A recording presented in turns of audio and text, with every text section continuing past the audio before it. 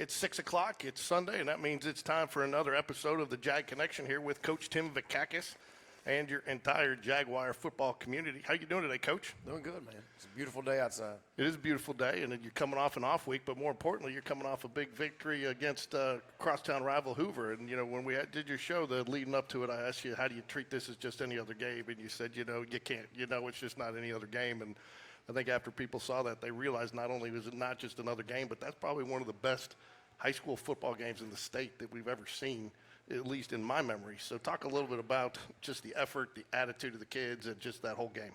Well, I mean, we talked all week about the guys. We knew they were going to get out there fighting. Like it wasn't going to be a deal where we were going to be wide-eyed or timid or anything like that. We knew our kids were going to get out there and fight. But at the end of the day, you have to make plays in games like that. And, our kids did. We had a couple of wrinkles that they hadn't seen, and we've been practicing on some stuff, and we knew if we executed on offense, we'd have a chance. And, other than the 7 false start penalties, I thought our kids did a really good job of making the plays when they're there. And it was the first time we really did a lot of our shifting and movement, so we knew we were going to be kind of off a little bit, and we jumped. We had a couple of guys just, flinching, and when you're shifting, you can't flinch. But our guys did a really good job. Obviously, Brock made some plays down the field. Connor Grebb, we knew he was going to have a chance to make some plays, and he did. And Corey Barber, obviously, he's a very talented guy, and offensively, he made some plays. CJ made a play early. We had a double pass, so we knew offensively we'd have a chance to make some plays, and the guys did. Defensively, Coach Bush, they had a great game plan. That is probably the most talented team, offensive skill-wise, in Hoover, as we'll see all season. I'm not sure many teams in the state have what they have skill-wise on offense. On the receiver, all the receivers they have, the quarterback's a really good athlete, good player. They're big, they're long, they're fast. They're just very athletic. So our defense did a real good job of limiting a lot of big plays. They're going to get their yardage and all that, but our defense rose up when they had to rise up and made some big plays. Got a couple of takeaways. One of them was a big pick six that Peyton Wood just was a great individual effort. But there was a lot of individual efforts along the defense. So Coach Bush, they did a great job of getting our guys to play, to rise up, to play to the level of the competition they did. Kicking game, Josh Tulos, the last kickoff of the game was really just such a big moment. We didn't really want to give them a deep kickoff return because they'd shown they can return kickoffs. So we tried to just, sky kick it and get them the ball 25, 30-yard line. But that last one, we said we got to kick it deep. We can't we can't let their kicker have a field goal to win. So we kicked it deep, and Josh kicked it in the end zone. So yeah, in fact, we've got that as one of the highlights that we're going to have you talk about, because I don't think people realize how critical and how big that play was. Because if you do, it comes out to the 25 instead. If it comes out to the 30, 40, then they're kind of in business to get in, because all they needed was a field goal. And then earlier in that game too, I think everybody was a little wide-eyed when they couldn't believe they brought their field goal kicker out from close to a 50-yarder, and he nailed it. He did. So we had a couple of extra points blocked that I think we've cleaned up. I think some of it was just our guys were they were just celebrating the touchdown. So by the time they got back to the line, one of them, he just run a 85-yard sprint. Then he got to celebrate, and then he remembered he had to be on, and he was tired, and they jumped through the A-gap. So we've cleaned that up. But overall, our kids, our coach did a great job of preparing our kids, and our kids rose to the moment, and they weren't scared. Yeah, and I think one of the things I talked to a couple of players this week, and pound for pound, just like you said, Hoover, there's some talent there. Spain Park's obviously got their talent, but there was a little size differential in some positions, but you never really felt that on the field, and you never saw it in their eyes. Well, I think a lot of that has to do with our weight room. We just maxed last week on all of our lifts, and as of right now, we have a program record, and it's a record of anywhere I've ever been. J.O. Fairfield, we now have 53 kids power cleaning at least 225 pounds. Wow. That's 2 of the big bumpers. So 53 kids are power cleaning 225 or more, and that's the most we ever had. I think was 50 or 51. So it just goes to our team strength and toughness, and our kids weren't going to back down, and they were pretty, but our kids, they're confident, you know, and it's fun coaching them. Talking to Brock Bradley, he said, I talked to him a little bit to describe your offensive line play, and he said it was a heavyweight fight. They matched them swing for swing. They just kept on swinging. And he said, you know, they did whatever they were asked to do in that game so you could run your game plan. And Hoover never really took you out of your game plan, did you? They might have blown up some plays, but you were able to mix in and do a nice balance of pass and run. We were. I mean, we knew we weren't going to be able to just sit there and run right at them. Like they were good. Their box, their D-line and linebackers are good. So we had to move, and we had to, you know, maybe get them out flanked, and we just had to do some different things that opened up some other stuff because their D-line is so daggum talented. Linebackers are big and fast and very physical. But our O-line, we ran it enough. You know, obviously we didn't smash mouth 200 yards on the ground, but they were able to get yardage when we needed to, which obviously opened up other things. But our O-line, like I said, they weren't scared. You know, they gave up some plays, but we talked about all week when you play good teams and play big programs, they're going to make plays. And it's just all about getting over it and coming right back and doing it again. So O-line they really had a really good game. Defensively, too, you stymied them a little bit. And I talked to Coach Bush a little bit after the game, and I said, you know, describe your defensive performance in one word. And he said, gutsy. That's it. I mean, we had a couple of kids go down from cramps, and we had to put some other kids in, and we had to move Braden Mathers in the corner and brought Kean Taylor in to play Sam. And, you know, he was over there matched up with Jonah Winston, you know, and that's not how you really draw it up. You know, Jonah's a very good player. So we had a lot of guys step up and make a lot of plays, you know, but I credit our defensive coaches for really putting the kids in position and then doing things they can do to be successful. They didn't ask them to do anything they couldn't do. So, and then just heart. I mean, there's some things that sometimes the play might not be right. It may not be the perfect call on offense or defense, but sometimes the kids just through sheer will make it happen, and that's when you know you got something.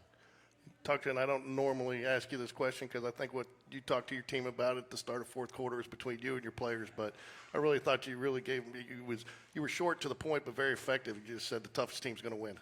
You know, who wants it more, and that's really what happened in that fourth quarter, wasn't it? Well, I think we told them that all week. I mean, we told them the toughest team, not the prettiest team, not the Twitter team, not teams that have tall kids or pretty uniform. Like, none of that matters. None of that in this game. None of that matters. Who is the toughest team?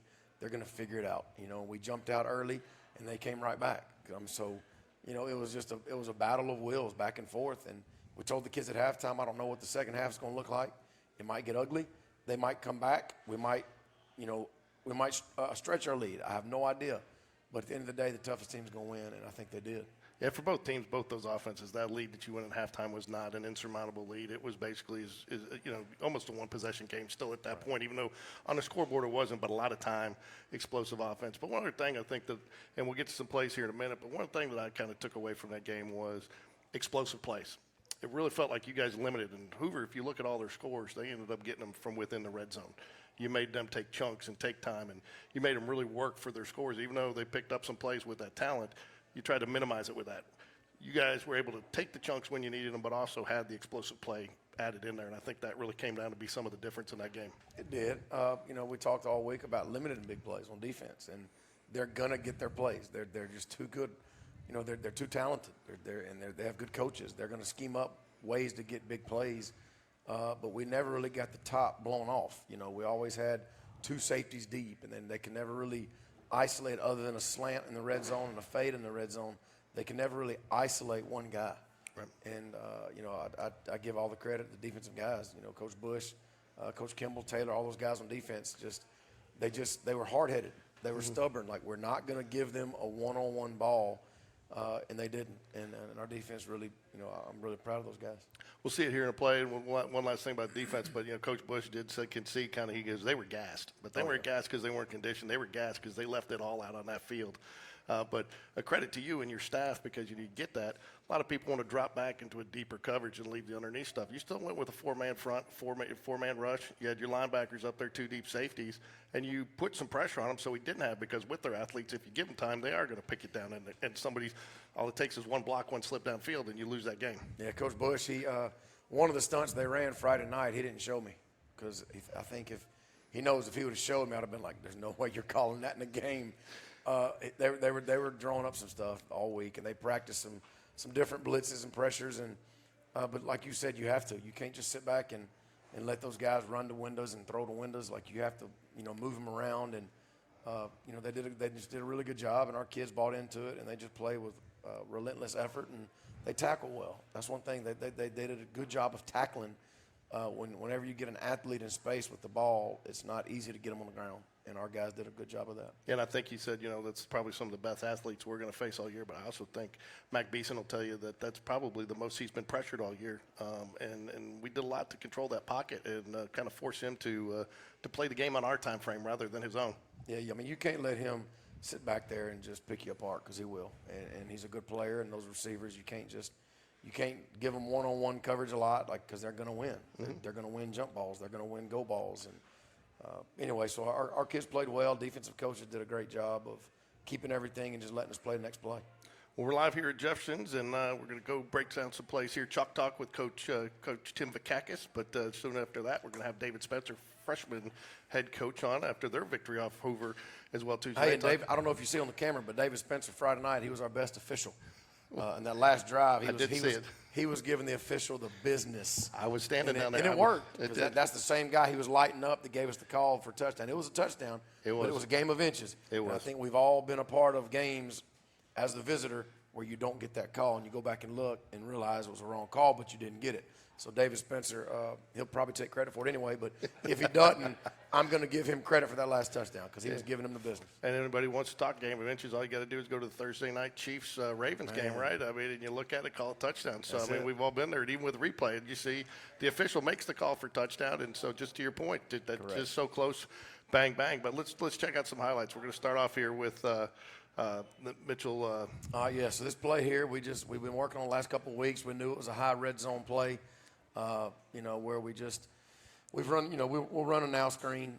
We kind of had tryouts, and Mitchell Frazier, obviously with his baseball background, he took his glove off, which I was hoping they didn't see. But with his baseball background, we said, all right, let's let Mitch do it. And Andrew had to get out there and protect him. And then CJ, we just said, you got to go get behind them all. And Mitch will throw it up, let him go get it. As easy as that. I wasn't going to bring it up in case you run the play again later in the year, but I did ask Mitchell about that. What did you throw on the ground? He said his glove, but he said he did it on purpose. He held it in his hand until the play started to not sell it, and that's why he did it. And he did that on purpose, he told me, because I asked him, and he had the forethought to, hey, I'm going to hold That's it in my smart. hand so they don't see him take it off and throw it before it. So that's why he threw it. But I wish I could say we told him to do that, but he's just a lot smarter than I am. So that was a good move. But part of what sets up this play right here is that block too. You can't make that play without that block. And again, those are the things that kind of go unnoticed when you're talking the box score. And also little things. Brock Bradley's got to throw that ball backwards. You can't throw it forward. So he did a good job of catching the ball and moving up a little bit.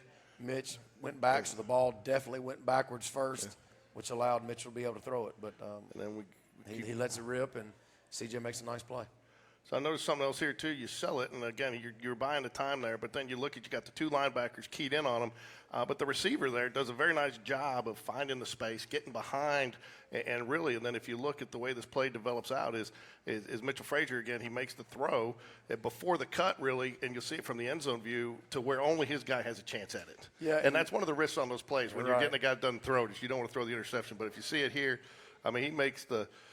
You don't even see the receiver in the picture yet as Mitchell starts to unload here, and then he throws it to the corner, so his guy has to run for it. That's another thing. So if you see there's four guys in the camera right there, well, that guy deep, we didn't expect him to be that far. So pre-snap, when I saw him over there, I almost turned my head like I don't want to watch because we didn't expect him to be that wide because he's not supposed to be there. But he was there, and obviously Mitchell made a great throw, and CJ made a heck of a catch. So, again, we're going to break down this play. This is a long touchdown pass that you got. And, again, I think the receiver does a nice job here if you see as we run it. Does he have a little bit of, decision-making on his own on this route? Because he seems like he kind of drags just a little bit and finds that space to where he can catch it in space and then go. And then Brock does a nice job hitting him right in stride here.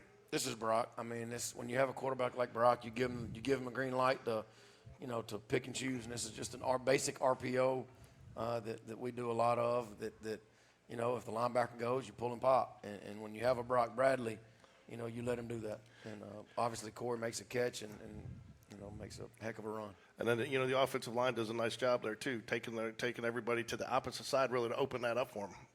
Yeah, I mean, and then when he catches it, there's nobody back there. He's gone. Nobody's going to catch him.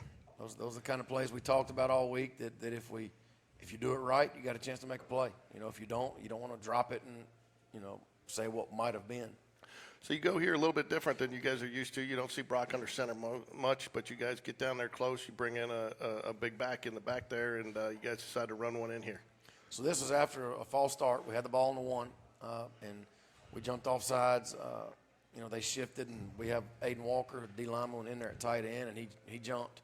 So it brought it back to the 6, but we weren't going to change the play because it was first down. So we knew we had a few downs to get it, and you know, we get the ball to Dakari Shanks, and you know, he makes a nice run. He gets behind his pads, and he gets downhill. And you know, anytime you get near the goal line, you want your back to get downhill and run behind his pads. And you know, Kari does that and kind of bounces off a tackler and falls into the end zone. But if you see the end zone view, we didn't block the backside linebacker. He overran it. Yeah. But that's just what but happens. you also, you know, that's one of the reasons I highlighted this play. We got a lot of people, youth players that are developing, future Jaguars that are played in there. If you look at Big 21 in there, not only he blocks really two guys, he blocks one with his body, but then he just does enough to get his body in front to where the linebacker there can't see it, and he overruns it, overruns the play.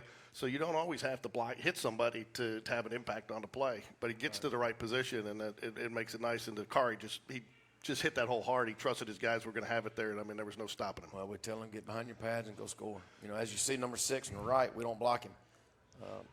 You know, so we didn't get to him, but he just overran a little bit, and Kari puts his foot in the ground and gets north. This is obviously the play that everybody wants to talk about, which is the touchdown, the go-ahead touchdown here. You know, you got the two, and a lot of people want to run a fade route to or the toss-up play to the long side of the field, making the pass much longer. You guys chose to go to the short side of the field here. Was that by design, or is it just what Brock's read? Well, you always want to try to do things to your sideline if you can. You know, in a situation like that, you got Corey. You want to put him on this side and you know, take a chance. It's a back shoulder throw, and he just really good throw and an even better catch. You know, but as you see, David Spencer's over there making sure the official knows he's in.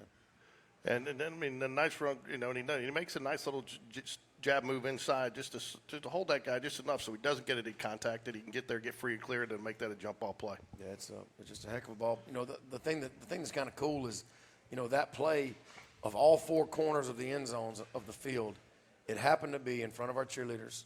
It happened to be in front of our students. It happened to be in front of all of our administrators and our band. Like, it happened to be right there in front of all those Spain Park people. And so they all got to enjoy right there, and I thought that was pretty cool. Well, random, but cool. You brought it up, so I'll mention it now. But again, phenomenal student section out there, and I love how they moved over. Hoover actually had us more in the corner. They moved over. I thought our band was louder than I've ever heard them play. Our cheerleaders right there together. Our administration letting them come onto the field, which I know is not normally appropriate and approved, but they let them celebrate with their team because they knew what they were going to do, and the students handled it well. But I thought all around a class act from our administration, Spain Park, and our students and our parents, and everybody really got to enjoy the win. You know, one thing that you guys did here, you really took advantage of number 5 speed and use that to your advantage against some of their size. And he kind of, on this one, this is where he gets the fumble here. Yeah, Christian Smith, you know, he's got a motor. If he don't have anything else, he's got a motor, and he's, you know, he plays violent. You know, and he made a play, and Aiden Walker was right there. Had a little twist on inside, and he's chasing the ball, and good things happen when you chase the ball, as you'll see in a minute. Our defense, Coach Bush does a great job, and those kids know if you're going to play defense at Spain Park, you're going to have to chase the ball. Yeah. And Peyton Wood, you'll see in a minute, he makes a great pick by just doing that, chasing the ball. And I got a couple things that we spot shadowed on this one, but I think, you know, really what you look at here is just the defensive line play, getting rid of the pocket, so they're forcing them outside probably a little quicker than he wanted to. And then your coverage downfield really is what kind of caused this, because he couldn't, and he ended up forcing it in there. And that's really who I think this play was designed to go to, was the guy in the backfield. And Matherson does a great job picking him up. You know, he's got a spy on him, and he picks him up coming out of there. And again, that's where he's trying to go. You can tell he's looking there the whole way, looking. Here's something else I noticed, and I just think this was one of the big differences of the game. You know, if you go back and break down some of the Spain Park plays, we're always engaged with somebody. You got 4 Hoover players there. Basically the quarterback's 11-on-1 now. There's only one guy still blocking. And all of our guys either got off their blocks and were able to impact the play in some way, because if they're still blocked, then there's an opening for that guy to run. Well, getting off that, they closed the lanes, and they just made it more congestion in the area where he wanted to go. Well, that was one of the blitzes Coach Bush had. He dropped a defensive end, and you see 34 Peyton Wood, he started this play on this sideline. So he started the play, on the short side of the field. But again, you'll see how many white jerseys are chasing the ball.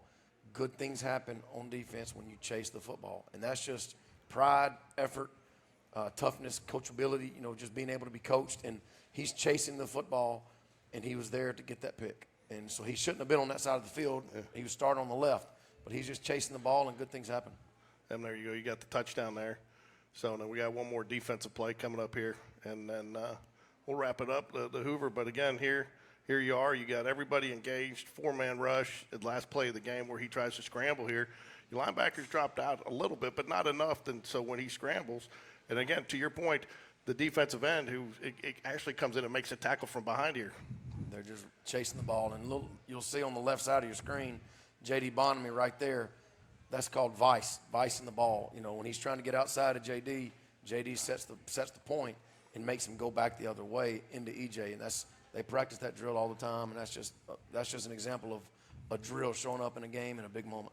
3 blocked extra points, which is why I know you got whatever little hair you have left is gone now. But there were other big plays. I mean, I think you want to go back and look at it. There were some critical plays that we executed very well that helped in that game. You had a short kick that ended up resulting in a turnover. And then this one, I think that people probably overlooked a little bit just because they were still celebrating after the touchdown. But, again, not much to see here other than the fact Josh Toulis puts it in the end zone, which was huge because now they start on the 25. Correct. As opposed to even getting a little bit of momentum with the big run back. And, you almost even felt, too, once he puts that back there, you, from the sideline, and David may agree or disagree because I was down there with him, you felt Hoover deflate just a little bit more when he gets that into because I think they were hoping maybe get a big play on that. Yeah, I mean, it was a big kick, and we talked all week about not giving them chances in the return game, but at that moment you had no choice but to kick it deep and just cover your lanes. But Coach Taylor challenged Josh Toulis, and he kicked an end zone, and that was a huge play in the game. It was, and again, as you said, you got some of those. So just real quick, wrap up, and we'll bring David on, wrap up the Hoover week, and, it's time to move on. You had the off week, but then some guys were banged up, probably used that off week to kind of get healthy. That was a very physical game, but did you get any sleep that night afterwards? Because I know everybody, adrenaline still had to be running high. Yeah, no, it was a fun night. It was a fun night for everybody. I mean, my cousin that played at Spain Park years ago, I mean, it was just a lot of people were reaching out, just not even in the state of Alabama that watched it, it meant a lot too. And, to know that our kids have that much of an impact on a community, alumni base, teachers, I saw teachers in our building, like Miss Coate teaches math. She tweeted, congrats, whatever, and she tagged CJ, some of her students, and just seeing the teachers do that, it's just a cool feeling. And, but anyway, like this game has been over last week. We got back in the weight room last week, 4 days, and we practiced 3 days. So it's, we're moving on. But obviously, it was a big win for our program. Okay, well, let's bring. We'll take a quick 30-second break here. We're going to bring David Spencer up, talk about the freshmen, and we'll bring you back. We'll talk Hoover week. Helena week.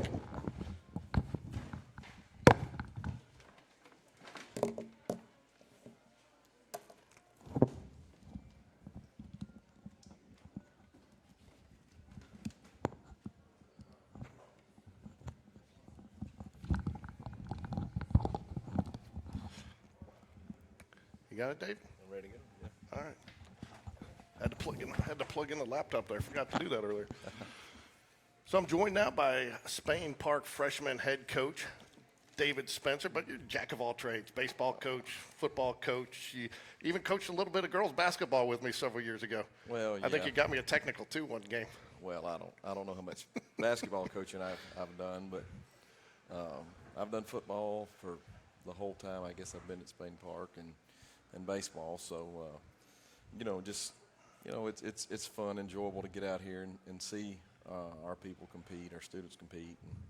And, one of the better things about coaching the freshman team that is that, you get to see kids come in and develop and start out, little bitty guys. Some of them are still babies.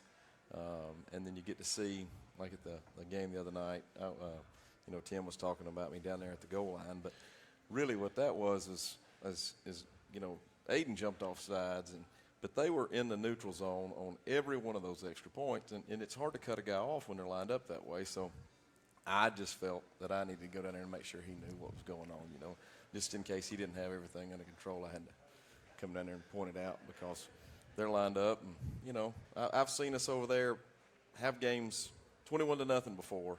And, you know, he's talking about his cousin. He was a player on that team. And next thing you know, it's 21-21. We get beat 24-21 several years ago. So I get a little animated, I guess, sometimes. But, you know, just, you know, looking at that. But some of those seniors, I was so excited for them because they were, when they were freshmen, they kind of didn't get a good hand dealt to them in terms of where we were in the program. And man, I was excited for them. And so just seeing that and seeing their success and them staying with it during a tough time where we were, and then seeing that, you know, come to fruition, that's a big deal. And so I may have been a little more amped up than normal, but, you know, I'm a Spain Park guy. That's what I – well, I don't think there's anybody out there that can accuse you of not being passionate about this about sports at Spain Park. Not only that, but the facilities. For a number of years, you've been helped take care of our facilities and actually taught our students how to do it. In fact, real quick, I know this isn't football related, but my son, that was one of the things. They loved the new turf field, but he said, Dad, you know, we really enjoyed taking care of that field, and they took a lot of pride in it.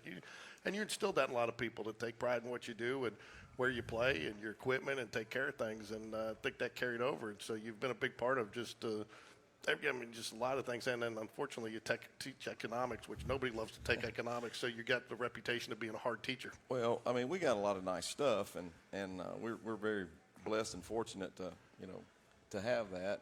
And you know, you got to take care of it and be proud of it. And we got a lot to be proud of. And you know, I'm just excited to, you know, see us, you know, improve things that we've done here recently with some facilities at the school, which are nice to see, and fortunate to have that. But, you know, if we don't take care of it, you know, we kind of take stuff for granted. You know, you look up one day, and if it's, you know, it isn't there anymore. So you got to be prideful and be proud, not prideful, but proud of what you have. One of the things you mentioned was the word development. When my two boys were coming from 8th grade to 9th grade, that's one of the things you really talked to me about when we did some baseball together was, and we were doing basketball at the time, was that's really what you viewed, and you were the head coach freshman back then, is development. And, you know, one of the things is, you know, you basically start with a clean slate with a lot of those things. You give them the opportunity to play where they want to play, but you guys really evaluate these kids when they come in and figure out, you know, where they're going to be, it's going to be best for them, and they're going to get to play the most and be as impactful. And so you really spend a lot of time with these freshmen trying to get them prepared to be successful. Well, I mean, one of the things, and like I was mentioning, some of them come to you, they're still little bitty guys, and you know, you want everybody to have a great experience. You want everybody to play. You want everybody to play well. But you know, sometimes when they're in middle school, you're trying to, they want to play and win, and they don't always, you know, they play guys from both ways because, like I said, some of them are still, you know, real small and not as fast as they need to be yet, and big and strong. But we try our best every year, and this is, you know, this is within the program. Okay, we're just a step in the program. You know, my job and the freshman coach's job, Coach Litton, Coach Smith, Coach Dunn, Coach Beverly, is to prepare those guys to play for Spain Park High School.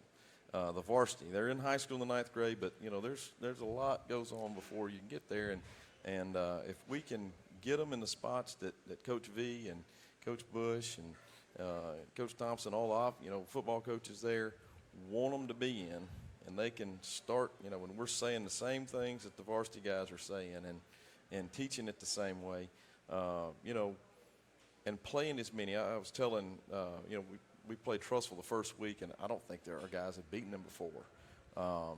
And of the 46 or 48 that were dressed that night for us, 39 to 46 of them played, you know, and, you know, we didn't play anybody both ways. That keeps guys wanting to play. And, you know, whether it's, and then you mix in some success. And the group that we have this time is really refreshing to coach them because they act like they want to be coached. They really enjoy each other.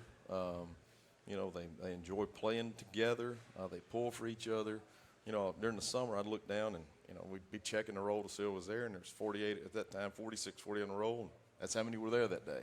And if they weren't there, you knew where they were. You know, they always, coach, remind me, you know, remind you, I'm not going to be here that day. And so, when you have that, you know, then you get to games and practices, but you start seeing that these guys, it's important to them, and that just carries over, and you get that group going to the next year, and you know, we get that type of stuff in your guys in your program, you know, you're going to be successful. You talked too. You lost your quarterback the first week, pretty much for a good portion of the season, right? So Yeah, but it shows you're developing people. If you don't develop everybody, something like that happens. I mean, it can impact a lot, you know. And you come off a victory, but you guys have multiple guys ready to play multiple roles. So, because again, to your point, you don't know what their body's going to do the next couple of years. Well, yeah, I mean, losing, you know, Nash is he's a special player. And I was joking, we'd be at practice, and, you know, I'd coach defense. I'm back coaching defense and hadn't coached it in several years. But, you know, when a freshman practice, you got somebody basically at the top of the numbers, and about a 20-yard space there. Well, I'd be standing back there at about 30 yards, and I'm playing safety because the ball's going over the top of my head, you know. And when we lost him in the game, you know, Coach Smith came over and was like, man, you know, and, God, this stinks. But the guys didn't panic, and you know, they you know, it goes back to what I said earlier. They really enjoy playing together, and at no point did you see their, you know, like freak out thinking that we were in trouble. They just, you know, we made a play in special teams after that, and then took advantage of, you know, the clock that we had, and we kicked a field goal with Colt Stabler there to win that game. So. You got some notes here, anything before we go through some highlights you want to talk about? Anybody specific? No, I mean, that's just some of my notes. The video you sent me to make sure that I that's fine. We'll go ahead and hit the highlights here, and because we've got some good plays here. And so we start off here with just a little out pass. Again, nice little pass, but you get some guys downfield to give you some blocks. And with a power play there, you know, with a bubble on the backside of it, and flipped the ball out there with that first one to J.D. Thompson. He caught it and made a nice play. Landon Mott's playing quarterback there. The second play you're looking at right here is we ran the counter, and really Nick McKissick's what a great kid, man, hard runner, strong, and look at him finish down here on the goal line. Really, we kind of walled that thing off. We got a kick out there with a Wansky. We'd like to see Greb get it up in there a little bit, but, you know, I told him this is in the second half. I said, you got to run through somebody, and watch him down there on the goal line right here. I mean, he lowers his head, lowers his shoulder, and he knocks him back about 2 yards into the end zone. That's it. So, but again, getting back here, you know, you got a nice little wall right there. Are you used to seeing that? I mean, you know, and I think some of these groups that you're getting now are starting to realize the benefit of y'all's involvement, the coaching staff as a whole's involvement in some of our youth programs coming up now. Right there, the right tackles, Matthew Morris, and then Isaac Harris had just gotten back from an injury. He's playing right guard, and there he is. They just walled the thing, you know, cut it down. We're good on the backside, and we're able to create a run there, and then Nick just put his head down and did the rest. And I noticed that so we got a nice big run play here coming up, I believe. Yeah, little fold play with Ducati L here. Really, you know, he hits the hole hard, and then watch him just kind of jump and cut here. Now we could be a little better blocking down the field here, but but you do have two guys down, and they're looking, and you got a guy here engaged. But he's got a little burst about him right here, and he just jumps in this thing, and he takes off, and they run him down. Look at that, man. Again, you got a couple more guys down here, just enough. Some of them didn't hit anybody, but they did just enough to get somebody off their tackling lane there, and picked up about 40 yards there, I believe. That's it. And, you can't make big plays downfield without blocking. This one I hear thinks a little bit of a screen pass, a wide receiver screen that you run. Yeah, third and long, and run a little tunnel here to Barrett Price, and Barrett gets it right here. Good player, playmaker type kid here, real good, works hard. Good ball here from Landon. You see the linemen, they're going to get out here on the screen, and he just really, a lot of times these kids catch it and they want to dance around, but he caught this thing and he hit it in stride and went and got the first down. But the other thing that impressed me about this one too is you got the lineman downfield like you're supposed to, and the quarterback, a ninth grade quarterback, did not panic, because again, that's one of the things that you get there. They'll float it up too high just to lob it over guys coming at him, and it's a pick six. But he really seemed pretty poised in there for a freshman quarterback. Yeah, I mean, he's played, for him at Berry the last couple of years, and we just talked to him about you don't have to do everything. Just get the ball to these guys and let them go play. And right here's fun, we get the pick six here. You know, you see Joe Jordan getting his drop, and he sees his receiver threatening his area, and he drives on it. And then we talked to him about just get your drop when you get your hands on the ball, and gets his hands here. And then Jacoby Gibbs, the corner here, is he's right there squeezing his route. And then he's the guy that gets all the credit, like he did something. He's just the one in the right place at the right time on the tip, right? But this is a drill. I mean, going back to my days, pass, ball, Jaguar, on the tip drill. I mean, how many years have you? I mean, this is why you practice it. Well, this thing that I was happy about too, and he caught it. You know, we do this as our last little pursuit every day, and look at the blue shirts just take off sprinting. Now, we got a couple guys, get on in there a little quicker than that, but there's Riggins all the way at the back, and just the excitement you see with them, playing together and enjoying playing for each other and playing for Spain Park. No slow screen here to Ducati again, and they're there to make a play and tackle him, and he just got a little wiggle about him and makes a play and get a little burst. But he turns that's a 1st and 15, and he turns that from maybe a 2-3 yard game with just that little cut step, and ends up picking up first down, and you live to fight, and 4 more downs there. Yeah, I mean Ducati, he's a good player, good kid too, and just always smiling, just seems a real happy kid. I'll tell you this last play I put in here just because it's fun. It's fun for parents. It's fun for everybody. But this is, youth football and freshman football at its finest. Nice little play. It's considered a pass play. He drops it. It bounces right back up to it, picks it up, and runs it for a touchdown. A little bit of a folly on the touchdown. But, again, it's one of those things that you like to see, just the effort in freshman football, and didn't panic and kept on going. Yeah, I just said J.D. fumbled it right here. It's James David Thompson. He gets it. We're just running a little speed sweep. He stayed with it. And he's a really quick player, really fast, and you see him work a little move here. Right there, boop. Just a little bit, and here he goes, just outruns them, and then just hits the little B button and just jumps in the end zone there. Yeah, but to your point, he stuck with it, stayed with it, and had a little fun. And, again, that's kind of the definition of freshman and youth football there, right? They're going to mess up. They're going to mess up, and I do too, so. But that's what you want to see. You want to see them have fun when they mess up a little bit and learn from it, but also keep playing hard and stick with it. Again, it could have gone in 100 different ways, but he stuck with it and turned it into a touchdown. Yeah, I think the Hoover coaches wanted to be called complete. We were just yelling. I think I was yelling that he fumbled it and picked it up. Yeah. I guess they sided with me for once. So, well, just real quick, we are going to cover the freshman games on the 23rd. Okay. We're going to be doing some live play-by-play, and that'll be for both freshmen, and I believe JV plays after you, but really we're there for the freshman game.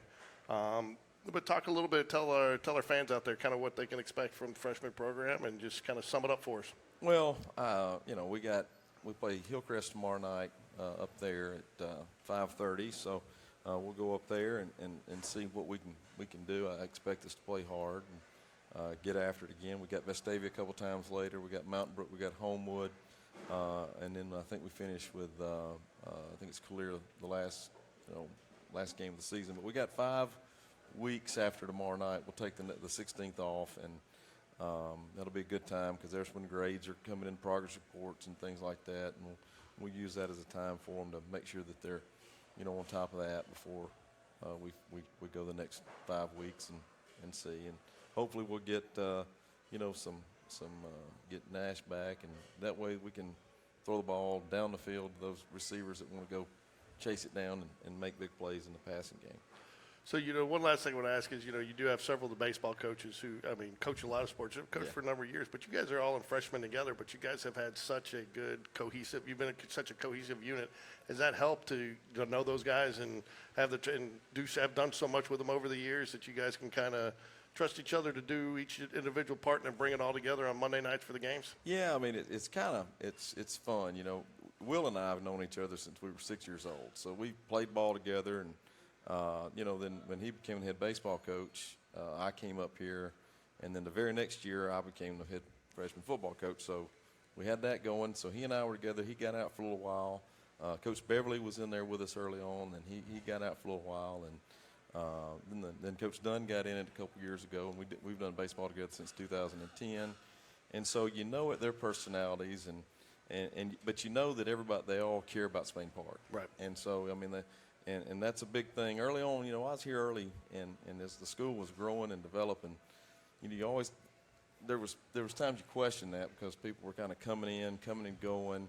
But you got Coach Litton there with us too. He coached varsity the last several years, so And you got 5 guys that really care. He's the head golf coach, you know. Right. 5 guys that really care about Spain Park, and it's our kids and our students, and really get excited for. You know, you look down there the other night, Coach Smith's down there. He's at the Hoover game. He's marching back and forth, rapping about this. Can't believe this happened, you know. And most of the time I'm the guy having to get talked off the ledge, and but he's that bought into it, and that's the baseball coach that's all fired up about it. So you got guys that's committed to Spain Park and the school, and that are we're the biggest cheerleaders for everybody, as we go through, no matter what sport it is. And I think, too, that's one other thing, too, that's been nice with getting the different coaches involved with football is, A, I think you see more athletes playing multiple sports.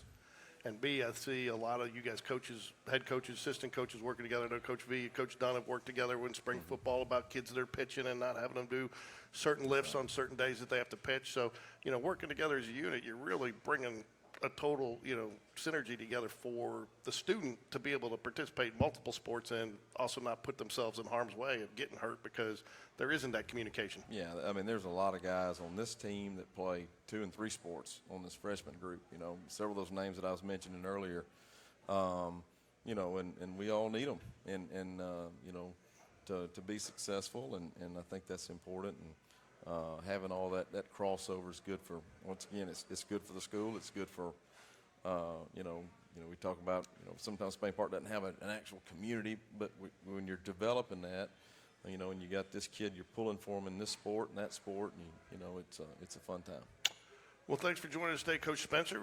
Wish you the best of luck tomorrow night against Hillcrest, and we're going to bring Coach V back up, and then, like I said, we'll be covering you guys in 2 weeks for, I believe you play Vestavia. I mentioned Vestavia. I think that's right. And so I think that's one of the reasons we picked it because, again, it's, I think that's one thing, too, that's nice, though, is that you haven't limited yourself with the move to 6A. You've brought in a lot of the traditional opponents we've had to make sure you're getting games for these guys because that's probably one of the smaller the schools sometimes, the enrollment, sometimes they can't fill out all those rosters. And so you guys have gotten real creative about who you're going to play, and it's to everybody's benefit to make sure there's games. Well, now Coach V does a schedule, and I just show up and hope we can get there on time, you know, sometimes. And so that'll be we showed up at Trussville last thing, and we pulled up, and they'd already warmed up, and it's about 5:22. We'd run out there, and the referee meets me and wants to know. He goes, well, what, y'all ready? Yeah, man. I mean, if I can get their shoulder pads on, we'll be ready to go in just a minute. So. There you go. And get them the freshman there with the right jersey, right? Yeah, that's it. Thanks for joining us, Coach Well, Spencer. Appreciate it. All right. Well, Coach V comes back up here. I just want to mention to everybody, Tuesday night we will be at Spain Park covering the 4th grade and the 6th grade youth football programs.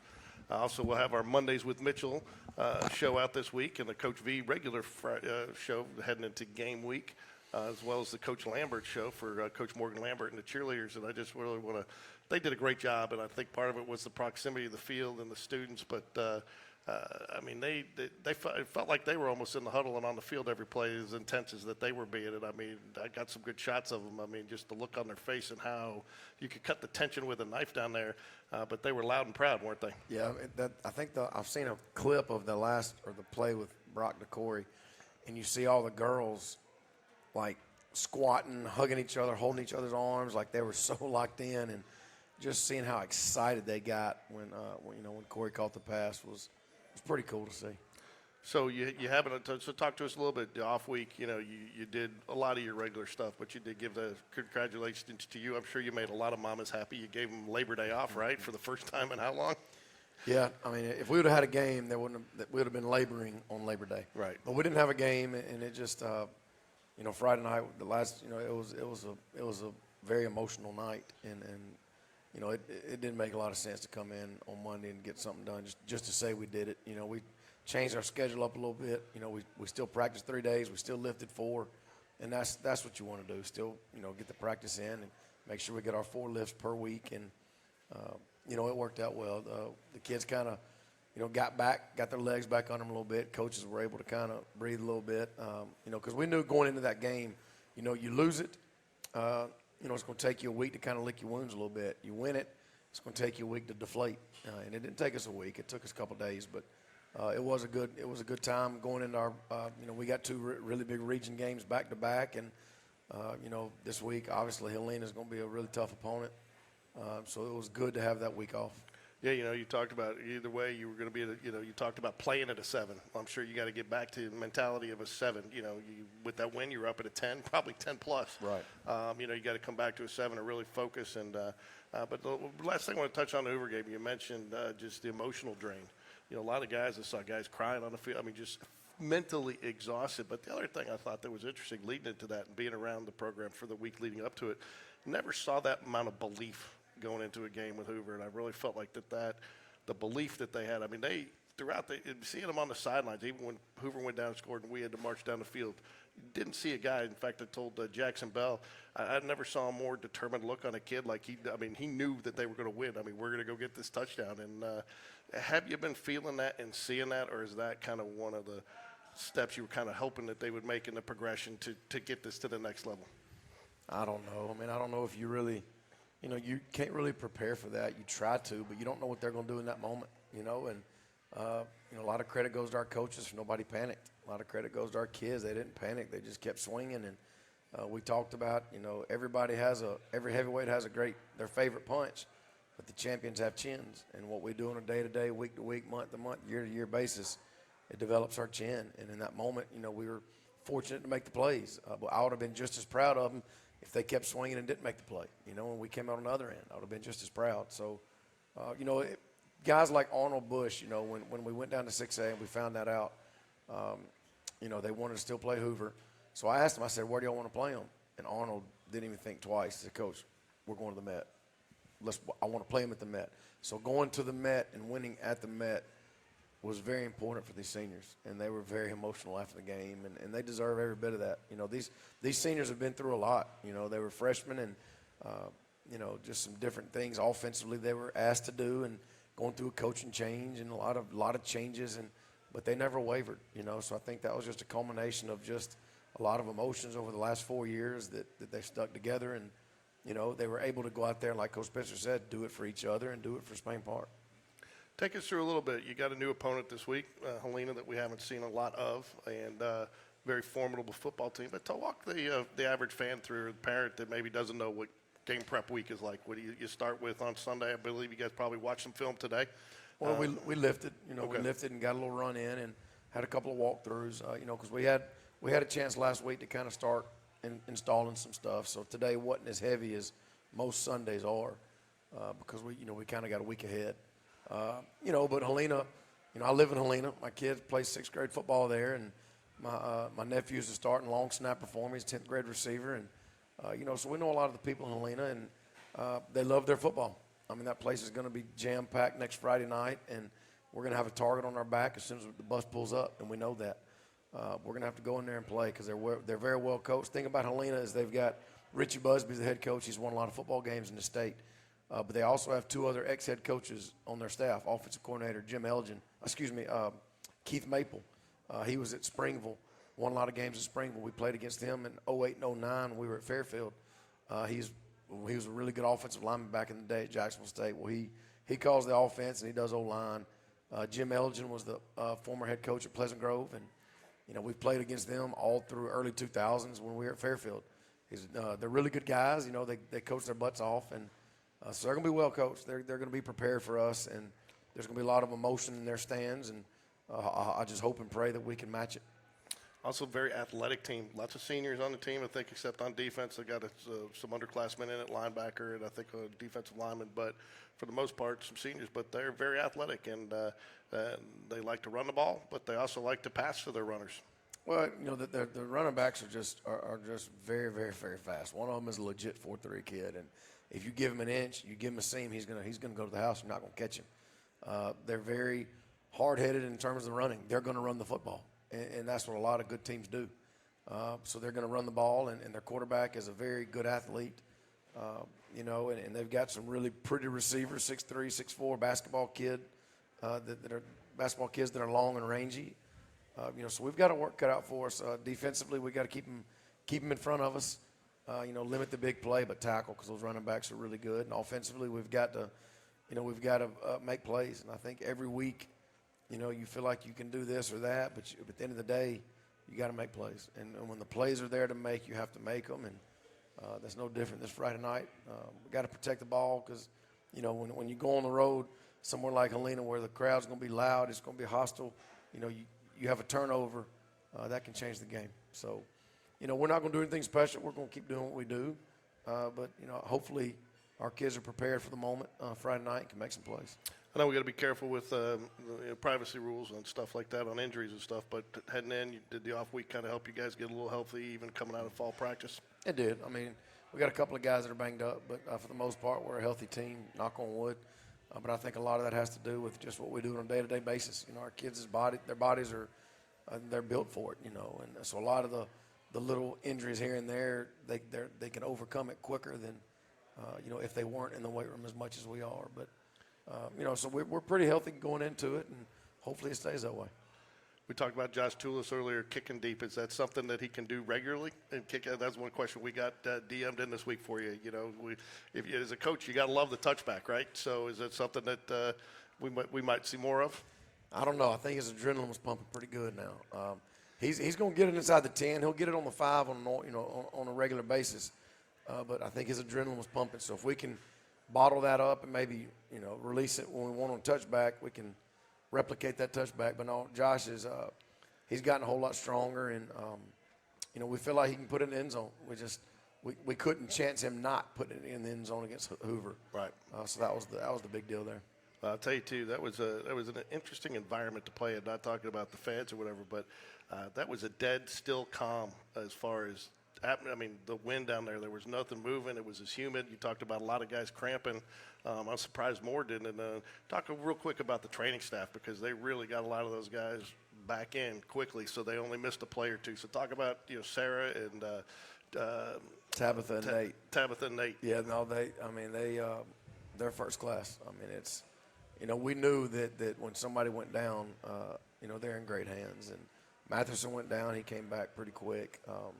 Arnold tried to come back, but he was full body cramps. And Sarah said, Coach, he can go, but if he gets beat, if he falls and cramps, it's not my fault. I said, I got you. We'll blame Bush. We always blame Bush anyway, so it'd be another deal. So we'll blame him, no big deal. But no, they do a great job. I mean, they keep everybody healthy and they keep us all sane. And our kids are in such good hands with that staff, and we're just blessed to have them here. We always talk, and we'll do this in your show this week, the Hoover Toyota Keys to Victory, but what are the keys to having a successful preparation of the week? What are you looking for out of the preparation as you move into the game Friday? What do you want to see the kids do? Just, come to work. I told them I've been a part of big games before where, the kids act like the game's on Monday, and they come out just screaming and hooting and hollering, and the game's not played on Monday. The game's played on Friday. So you can't get too high too soon. It's a build up to Friday night at 7 o'clock. So we got to just maintain a level of professionalism, just come to work, make each other better. And then, Friday night, we get off the bus, just have a mentality as soon as you get off that bus and you put your foot down in Helena High School, come out swinging, because they're going to be swinging at us. So we're going to have to, replicate that. When you talk about playing on Helena and you haven't seen them before, is that something that the boys kind of get a little bit, new opponent, faces, new blood, so to speak? Oh, it's different. It's different. I mean, I think our kids know some of them, but it's not like, playing Hoover, Vestavia, where they're used to playing them. But that, film doesn't lie, and you can tell a kid's fast on film. You can tell a kid plays hard on film. So everything they're doing on film, our kids notice it and respect it. So we've got a big opponent, and they've been winning the region. They've been playing a lot of good football for a long time. So our kids we're gonna have to take each day this week and get better, and hopefully by Friday iron the kinks out and be ready to play. One thing I want to talk about as you talk about preparation is you're obviously the head coach. Good head coaches have always been said put good people around them. You've got some of the best assistant coaches out there. One of the things that's impressed me the most, and I don't know if you know I've done this, but I've been outside of the defensive room and the offensive room at times when you guys sit in there. Ultimately it's your plan, but you get a lot of input from your assistant coaches, a lot more than I've seen. I mean, you guys, it's a collective plan. You sit down with those guys early, they're watching film, they're watching the film on the opposing team, and they're coming up with what they thought. And you sit down and you really take their input and use what they've got to kind of come up with your collective game plan. Talk about that a little bit. There's no doubt. I mean, the defensive room now, when I go in there, they get dumber. So I stay out of that room. Like we talk about it, we kind of go, but they got terms. They're calling this. I mean, they've got it. Offensively, you got guys in that room. Kerry Moore's been around a long time. Offensive line, he does a great job with it. He was Buddy Anderson's old line coach. He played at Southern Miss with Brett Favre, and he G8. He was offensive line guy at Jacksonville State, so he brings a lot of years and a wealth of knowledge. Matt Thompson, I mean, if he's a walking almanac in terms of football knowledge, and he has a lot of great ideas, and we just we kind of pull everything together. T.J. Simmons, our receiver coach that came on with Coach Thompson, played at Clay Chalva, went to Bama, and ended up playing at West Virginia, and was a really good player there, and had a brief stint in the NFL. So you got guys in that room who all have different experiences, different ideas, and we put them all together, and they're based around the same things, and we take everybody's input, and a lot of those plays that you see are just they morph from one thing that kind of led to another when our guys feel like our kids can be successful doing it. So yeah, it's definitely a much bigger deal than just me. If it was just me, it wouldn't be as exotic, it wouldn't be as pretty, and it wouldn't be as effective. So you try to surround yourselves with people that are a lot smarter than you, and that's not hard for me to do. But at the same time, we've surrounded ourselves with really smart guys that, like Coach Spencer said, they care about Spain Park. They love Spain Park. They love these kids, and, I'd be a fool not to lean on those guys. Last thing I want to talk about, tie it into the freshman coach that we had on here tonight, but you've really made a commitment to develop special teams at the younger level, even at the youth, and I think that's something that gets overlooked at some high school programs. You go, they don't have a long snapper, they don't have somebody who can really punt, but it's something you've really committed to, not only to get kids on the field, but recognize that it's an important part of the game and a role certain kids can fill. They may not be the wide receiver, they may not be, but so real quick, talk about your philosophy, because that really resonates all the way throughout the program, all the way even down into the youth. It does. I mean, Parker Weimer and Jack Lutenbach are long snappers, and they take a lot of pride in it. They get a lot of reps of snapping, and knock on wood, they've done a really good job so far. We just picked up a 10th grade kicker.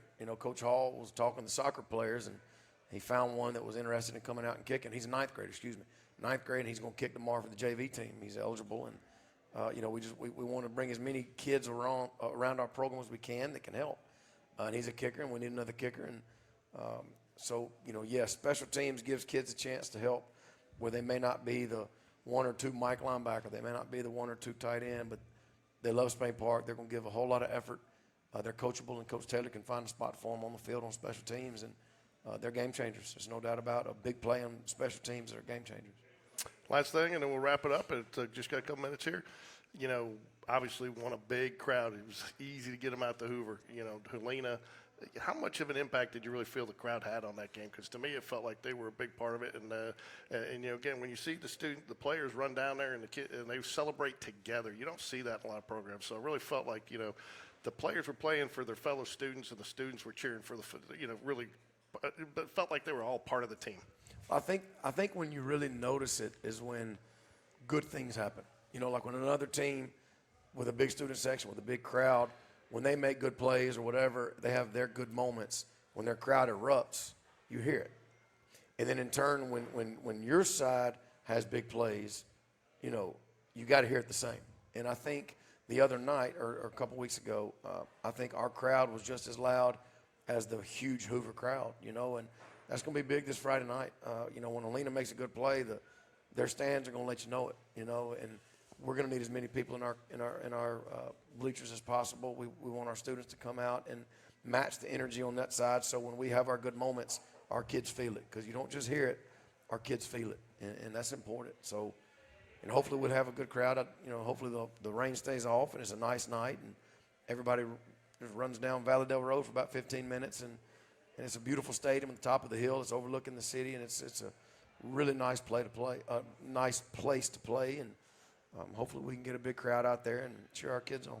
Yeah, and I know you said your son plays Helena, 6th grade, but I tell you what, I think that was the first hug I saw you get after the clocks hit all zero the other night. He was as emotional, as excited as any Spain Park student that I saw out there. They love it, and one of his little teammates on his team that plays on our baseball team, and I looked up, and he had two of his teammates down there running balls with us. So they were in the middle of the cheerleaders cheering when Corey caught the pass at the end. But I was glad I got to share it with him.